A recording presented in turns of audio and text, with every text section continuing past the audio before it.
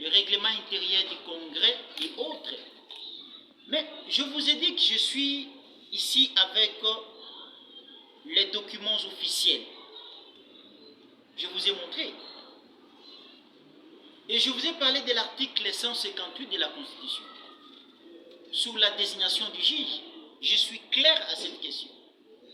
Que le 27 mai 2022, il y a eu les assises du Congrès qui étaient présidées par le professeur Modeste Bahati Lukwebo en présence de son collègue président de l'Assemblée nationale, entouré de tous les membres du bureau de la Chambre haute et de la Chambre basse, devant les congressistes, les honorables députés et sénateurs. Chose qui n'a pas été faite par le président Bosso, qui a violé ouvertement les lois de la République et les textes qui régissent le bon fonctionnement du pays.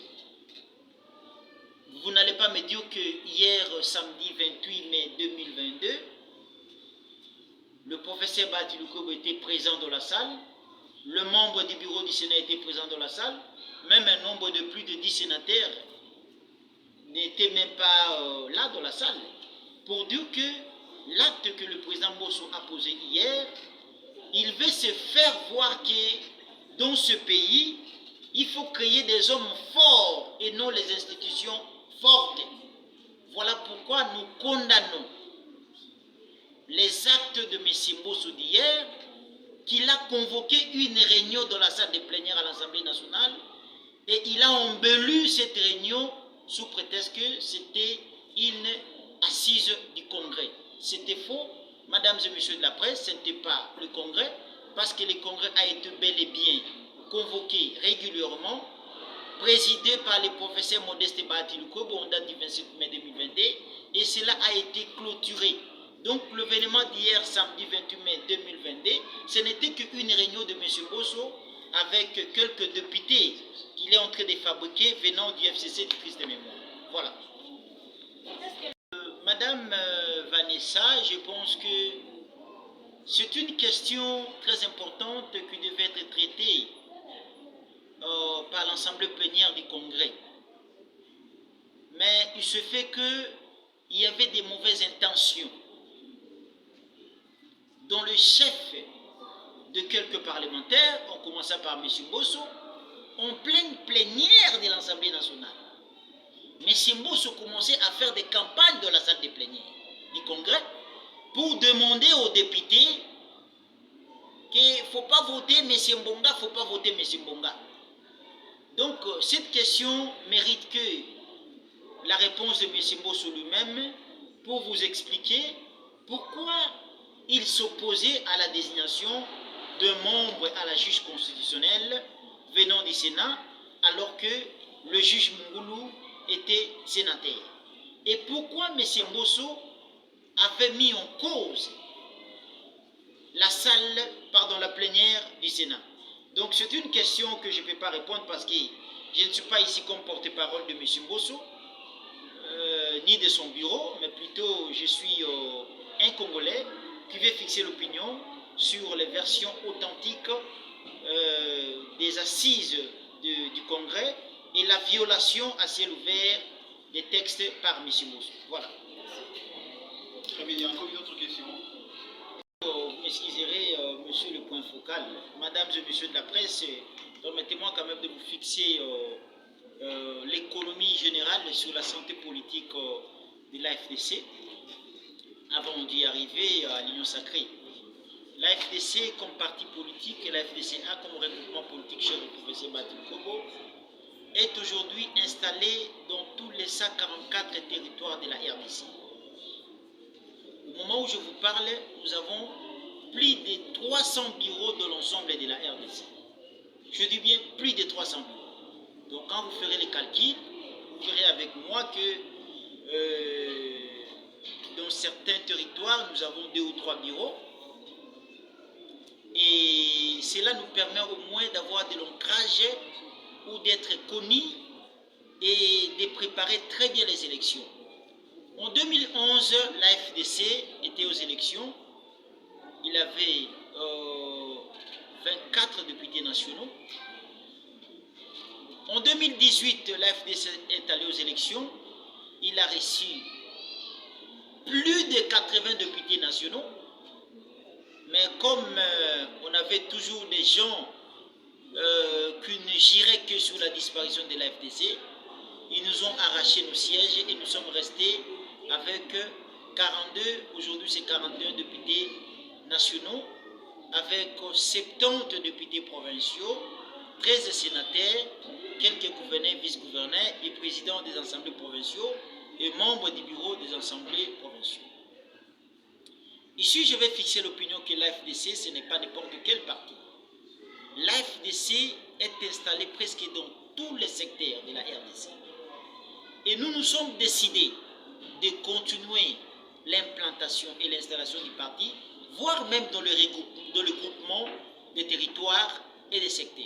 Cela veut dire, nous sommes déterminés, parce qu'il y avait une résolution en date du 26 juillet 2021, que l'AFDC comme parti politique et l'AFDC a comme regroupement politique, cher du professeur Batil Kobo, avait désigné l'actuel président de la République, Félix Antoine Tshisekedi, comme le seul et unique candidat pour lui à la magistrature suprême prochaine.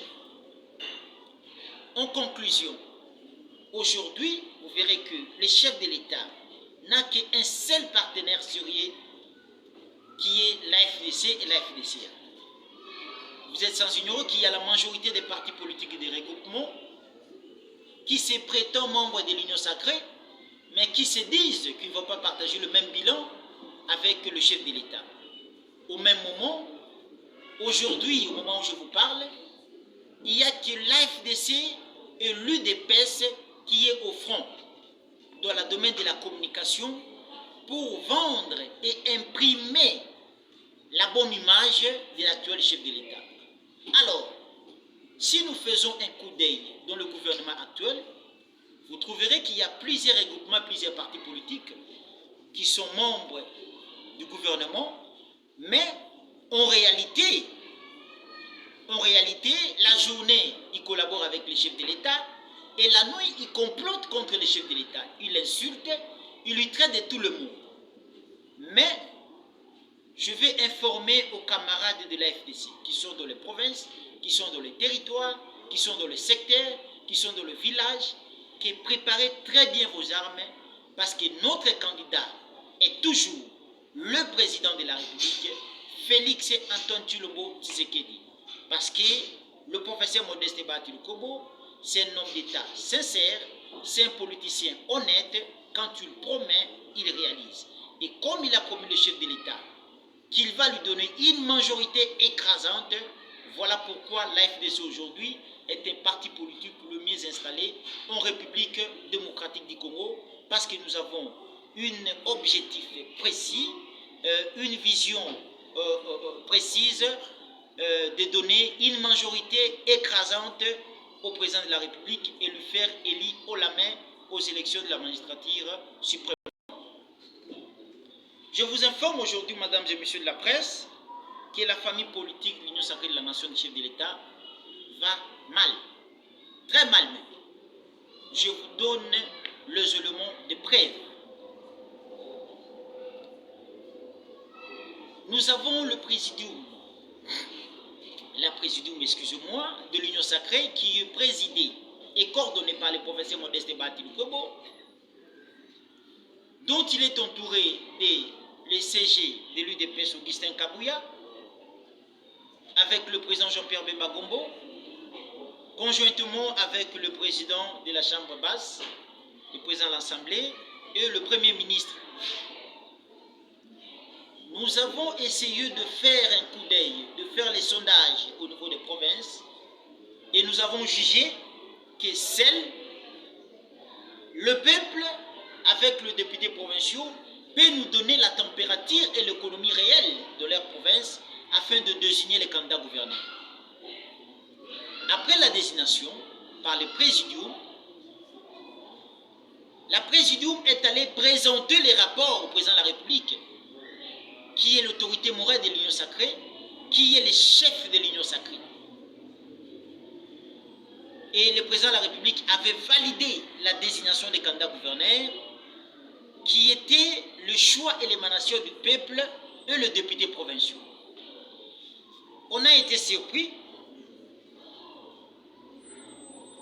Quelque chose qui est validé, accepté par le président de la République, mais opposé par les sociétaires de l'Union sacrée.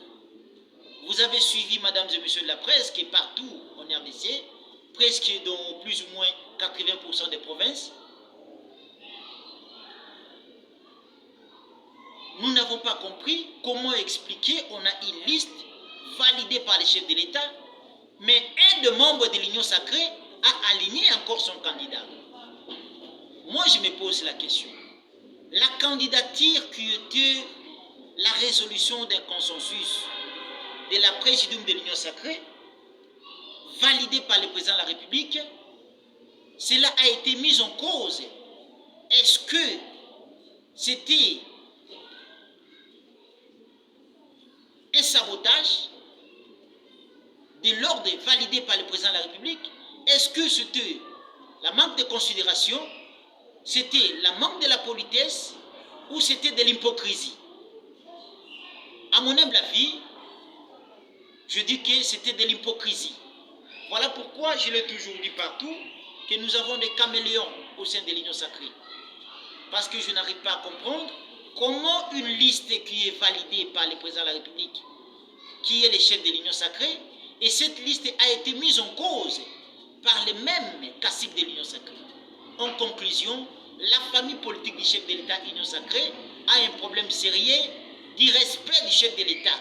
Parce que si on avait le respect profond du chef de l'État, après le rapport du présidium de l'Union sacrée concernant la désignation des gouverneurs et vice-gouverneurs, tout le monde devait s'incliner. Parce que ce n'était pas un mot d'ordre, mais c'était une résolution du consensus de peuple et de élus, c'est-à-dire les députés provinciaux, qu'il avait fait rapport à la présidium, et la présidium avait présenté ses rapports au chef de l'État, et le chef de l'État avait validé cette liste. Mais comme le même cacique de l'Union sacrée, qui s'est opposé à une liste qui était validée par le chef de l'État, ça prouve à suffisance qu'il y a un ça ne va pas. Voilà pourquoi nous en appelons au sens élevé de maturité au président de la République en tant qu'autorité suprême de l'Union sacrée de la nation de pouvoir nommer un coordonnateur d'une manière officielle au sein de l'Union sacrée. Parce que jusque-là, le professeur Batil Kobo préside les réunions de l'Union sacrée en présence du président Jean-Pierre Bemadi MNC, en présence du SIG Augustin Kabouya, en présence du président de l'Assemblée nationale et du Premier ministre. Mais d'une manière officielle, le chef de l'État n'a pas encore nommé le coordonnateur. Par voie de conséquence, nous en appelons à l'arbitrage du chef de l'État de pouvoir fixer l'opinion pour qu'il n'y ait pas de désordre organisé au sein de l'Union sacrée.